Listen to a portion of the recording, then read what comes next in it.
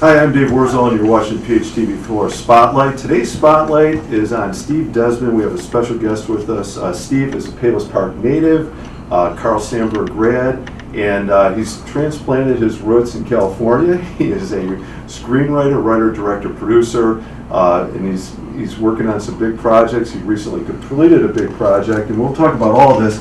But firstly, thank you for being here. This is really exciting. Thanks for having me. I think we'll have to put the cards up on the table, though. We actually do know each other prior to this. I hope this isn't a nightmare for you. This is like meeting your high school English teacher. And football coach. Best football coach I've ever had. By the wow. way. All right. Yeah.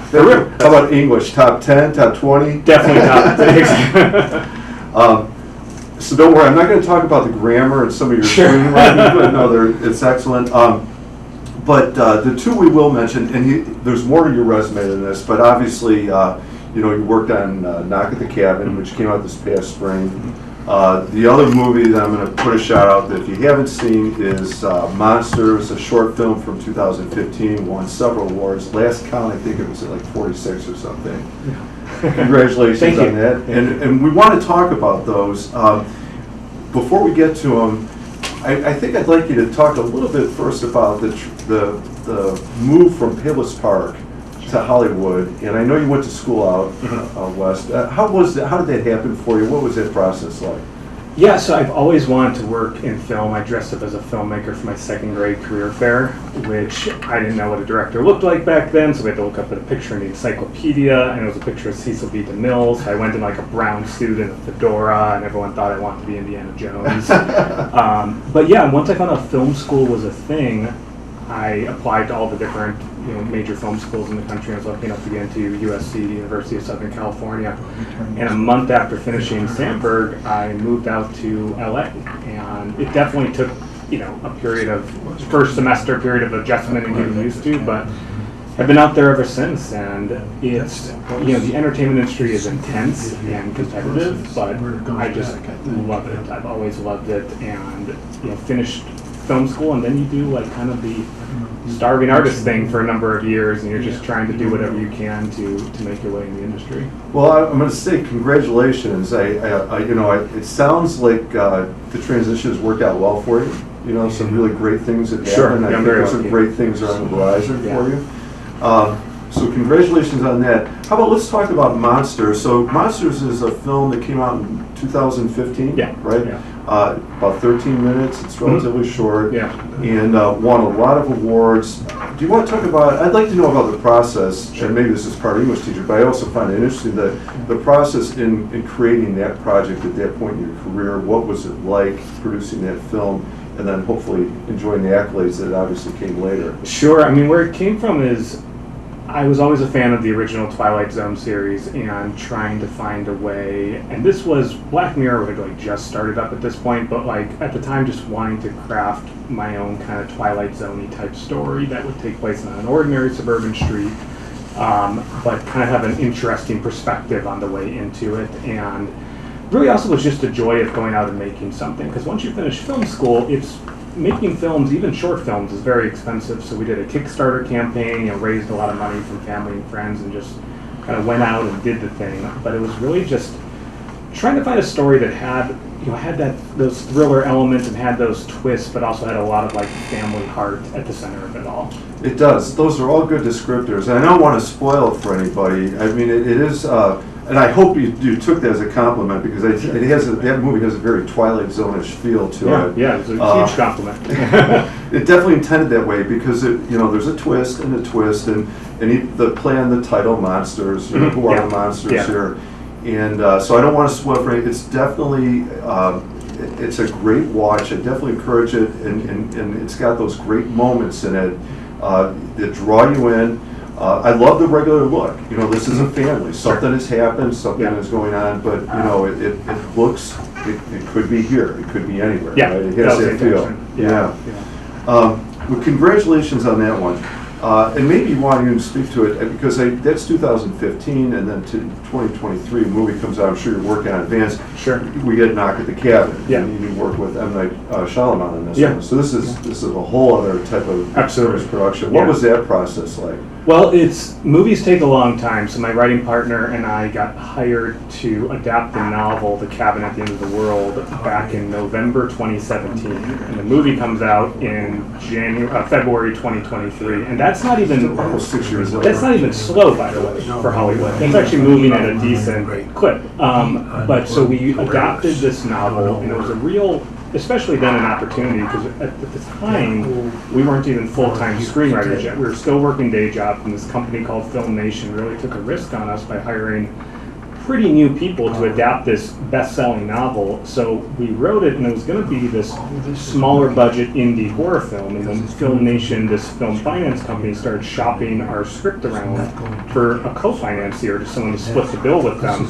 They sent it to M. Night Shyamalan's company, Blinding Edge, just for co-financing, for him to put his name on it as a producer, just to have his name on it.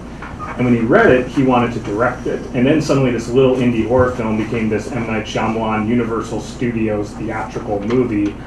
And I never, ever, ever would have imagined when we were writing the script that it would become a theatrical movie. I thought it was, and I would still been very happy with straight to streaming, a smaller film, but I was just blown away by the scale it was ultimately made for. That's interesting.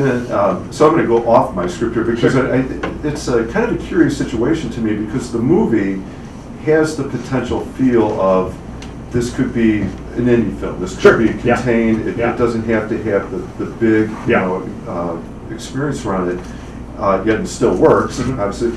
How different, or how much did that affect how did that change the screenwriting for you, or the process, or from what you guys originally started out there to what it became? I think the two biggest changes in a scale standpoint were just the quality of actors and crew members you're able to get just with a bigger budget film, but also the visual effects element, like the scene with the tidal wave, or the planes crashing in the earlier drafts. That was much more off-screen, because we didn't think you'd be able to afford it in the movie. But when he was able to come on and they had more money to play with, you were able to do some pretty stellar visual effects work and just give the movie more of that scale and that oomph to make it stand out. Would you say, and how about some of the filmography in that? Does that change with it too? Because to me it felt like or maybe that's a style thing with M. Night Shyamalan or other directors. The way the movie is filmed, the way the characters are shown, or the way, I don't want to give it any away, but some of it has, the violence is implied, not necessarily shown, some is shown. Right? How was that part? Was that part of the screening process? The transition? Yes and no. The shot design is very much Shyamalan. I'm not going to take any credit for that, but I will say in even the early screenplay drafts, finding ways to not have the violence finding ways for it to be felt but not explicitly shown. That was something that was important to Michael, my writing partner, and I as well, even in our drafts, in creating a sense of just a claustrophobic lock-in, which was also very evident in Paul. That's one thing I loved about Paul Tremblay's original novel. You felt like the entire world's at stake, but you're stuck inside of this little cabin with only 7 characters, and I think from Paul's written version of that to Knight's visual version of that, I think they were able to maintain that claustrophobic setting. Yeah, that is an interesting, looking at it that way, especially, there's a global scale to this movie, or the threat of, and yet it has that very contained, it's not a locked room mystery, but you get the feel of, we're in a locked room situation. Definitely. And we talked about earlier the shot opening scene with the girl playing in the woods, and then another character approaching her. Tension level is can you talk a little bit, creating tension through writing the screenplay for it? Sure. How do you do that, or how do you, what's important to make that succeed? I think just creating the sensation of the audience isn't quite sure what's going to happen next, and there's always something unsettling when your guard as the audience member is higher than the character's guard, because she's a little kid, right? And the stranger is being talkative and friendly to her, but your spidey sense is up, right? And that's something also just evident in Paul's novel, where it's just reading it as an adult, you're like, oh, this is so freaky, but this kid is just playing this little game with it. And I think when you could create that disconnect with what the audience is feeling and what the character's feeling, you could really create a lot of tension that raptures people in. No, that's exactly it. that's the thing that's so stressful in that moment. And even then, when the girl starts to realize maybe this isn't right, you know, you're almost like it's too late at this point. Yeah, the train's already left and it's going. I want to ask you one other thing, again, if we can do without spoiling for people. If you've seen it, you'll know exactly what we're talking about. The movie does some interesting things with flashbacks, Sure. and then also I think there's one scene that jumps into the future. Yeah. Right. Yeah. How is it writing that into the script? And how adapting that from the book? I Sure. guess by comparison. So the intention with that was you were going to start with knowing very little about the family. You really just took them at face value, right? There's just a family vacationing at this cabin. And as the narrative went on, these flashbacks were going to really start to bring the family, you know, more to life, like craft them more as three-dimensional characters and see how their history has led up to this moment. So it was kind of just using that, and also just from a pacing standpoint to create breaks in the tension too, so you're not like just flooring it the whole time through this extremely tense scenario. The flash forward, to be honest, was a Shyamalan creation, where it actually, even the first time I saw an early version of the film, I was like, oh, that was cool. You know, I didn't actually know that was a surprise that I didn't know was coming, but I thought worked very effectively. Yeah. You know, it's interesting listening you talk about the plot structure in that way and the use of the flashbacks. It reminds me of like how, as an audience member, you need a break every now and then. Yeah. A little bit, right? I mean, like you can ratchet me up. Yeah.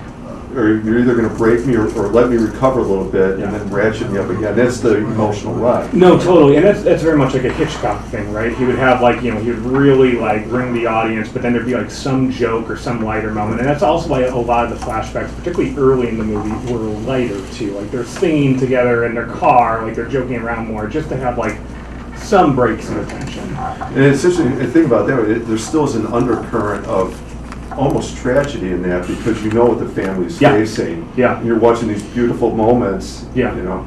All right. Can we transition to? And I had others, but I want to make sure we get to all these. And you have a really interesting background career here. You have a website, Dreaming Ants. Yep. Can you talk about? I love the title of it. Oh yeah.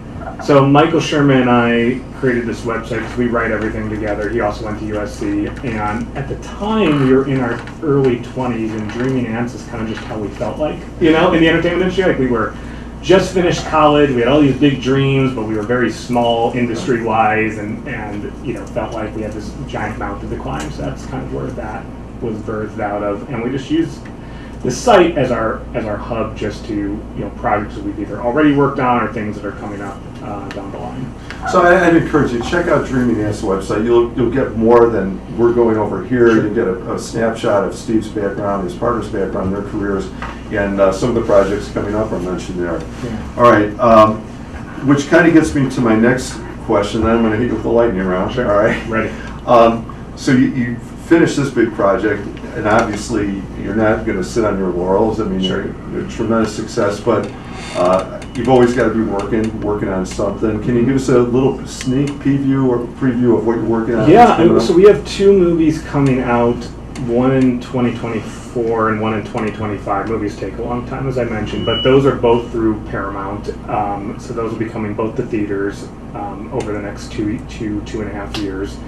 And beyond that, like other things that are, you know, I guess in the cooker, for lack of a better word. We have a couple independent films. We have one thing set up at Warner Brothers, and just, you know, you're constantly with movies kind of pushing a boulder up a hill. When I was younger, I used to just think movies took that long creatively. They do take a long time creatively, but what really takes a long time is just getting the financing together and getting the green light to actually do it, you know.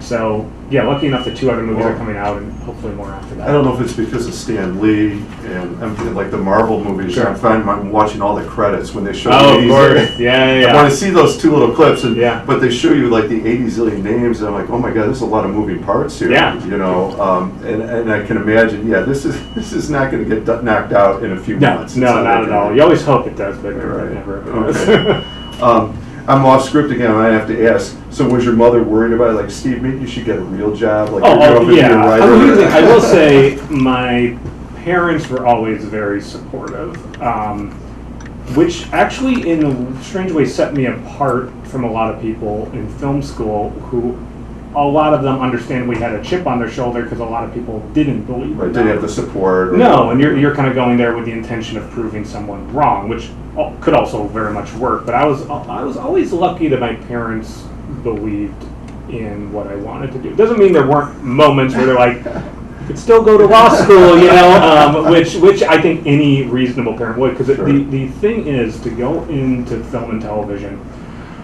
you have to, as an individual, have a little bit, sometimes a lot, of reality distortion. Because you've got to convince yourself when you go through years of constant rejection and failure that eventually it's going to work out. And you've got to keep going when all external objective analysis says you shouldn't keep going.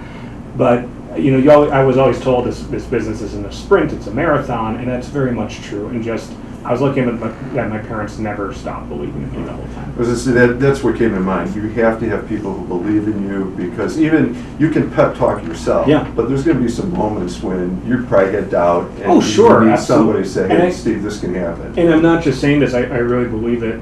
I would often think back to the people I went to Sandburg with, because so many of my friends there were so supportive when they really had no reason to be. I didn't, like, my high school films were nothing special, you know? You weren't like most likely to be a screenplay writer and No, I conquer Hollywood. Yeah, but they always very much believed in me, and that really helped drain those early downer years to keep going. And push Yeah. through it.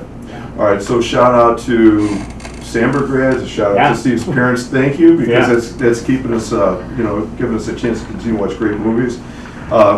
Lightning round here, Yeah. ready? I'm gonna hit you with these quick. Okay. A lot of thinking. Go Best, or which do you prefer? Twilight Zone 1960s or Black Mirror? I think they're both great. I still stray towards the Twilight Zone, Twilight just 'cause I Zone. think it creates the foundation for shows like Black Mirror to exist. Yeah, absolutely. So when Twilight Zone has its, like, was it January or New Year's Day marathon? Sure. You ever hit some of those? I have, I not in recent years, but I have in the past for Yeah. sure. When I was younger, I even used to have like a best of DVD that I used to watch. Twilight Zone. Yeah. Well, all right, best of. Then it raises that question. What do you for you is that's the best Twilight Zone ever? My personal favorite is Eye of the Beholder, the one where the woman is getting plastic surgery and then she comes out and she's beautiful. This is decades old, I'll spoil it. She's beautiful and everyone else has pig And noses. then you see and- them. You don't see them the whole time. No. You don't see like the back of their head or the And side. I saw that as a kid too, and Yeah. it didn't just freak me out on a visceral level, but it really made me think, which I wasn't used to coming out of, like, you know, I was like 9 years old. I was just Yeah. watching pure popcorn entertainment, and it was so thought provoking Yeah. too. It's interesting because I think Twilight Zone like that, it still works in a lot of ways. Oh, sure. Making you think. All right, let me give you the next one here. This is a fantasy question. Okay. You're on the other side of the camera, Okay. right? I mean, you write or you direct, whatever. But now they want to put you in a movie. Probably what, not. What would you want to? Fantasy question, yeah. Fantasy question. You get to do a cameo in a movie. Yeah. What movie would it be in? I mean, my acting skills are like high school theater level, so So it's just I don't gonna be a know, walk by. I think what I would actually want to do is I'd want to be like Goon number 3 that Tom Cruise beats up, or Liam really? Neeson beats up. I want to just one of the guys that runs in, does a stunt, and gets like knocked out. That's what I want to do. I think that'd be funny. Good action moment. Yeah. Okay, how about this? You worked on the adaptation for Cabin Yeah. or Knock at the Cabin. So how about this? If you could adapt any novel, what book out there would you like to adapt into a movie? So Ender's Game was my all-time favorite. That did already get adapted, but there's another sci-fi novel called The Forever War that I think would be great. Probably more so as a limited series than a movie, but I think it'd be phenomenal. Okay. Yeah.